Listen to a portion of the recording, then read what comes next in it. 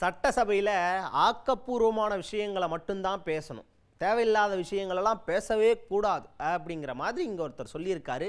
தமிழ் மாநில காங்கிரஸ் தலைவர் ஜி.கே. வாசன் என்னன்னா செய்தியாளர் சந்திப்பில் கேட்குறாங்க, ஏங்க இந்த சட்டசபையில் திமுக காரங்க ஒரே குற்றச்சாட்டுகளாக வச்சுக்கிட்டு இருக்காங்க, லைவ் போகுது, இந்த மாதிரியான விஷயங்கள்லாம் நிறைய பிரச்சனையாகவே போயிட்டுருக்கு, இதை நீங்கள் எப்படி பார்க்குறீங்க அப்படின்னு கேட்டதுக்கு, அதாவது சட்டமன்றத்தில் லைவ் போகுது அப்படின்னாலே எல்லாருமே உறுப்பினர்கள் எல்லாருமே கொஞ்சம் ஜாக்கிரதையாக பேசணும்.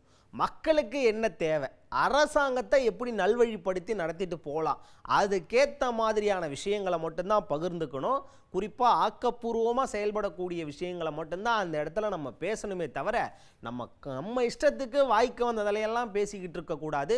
ஏன்னா லைவ் போயிட்டுருக்கு, மக்கள் பார்ப்பாங்க அப்படிங்கிற ஒரு பொது அறிவு வேணும் எல்லாருக்குமே. அந்த கோணத்தில் செயல்பட்டாங்க அப்படின்னா நல்லாயிருக்கும் அப்படிங்கிற மாதிரி பேசியிருக்காரு ஜி.கே. வாசன் அவர்கள். ஏன் சட்டமன்றத்தில் ஏனோ தானோ என்று கேள்விகள் கேட்காமல் ஆக்கப்பூர்வமான முறையிலே கேள்வி கேட்பதையே வாக்காளர்கள் மக்கள் விரும்புகிறார்கள் என்பதை நான் தெரிவிக்க விரும்புகிறேன். நேரடி ஒளிபரப்பு சட்டமன்றத்திலே தொடர்ந்து நடைபெறுகின்றது என்றால் உறுப்பினர்களுக்கு பொறுப்புணர்வு இன்னும் அதிகமாக இருக்க வேண்டும் என்பதுதான் என்னுடைய எண்ணம்.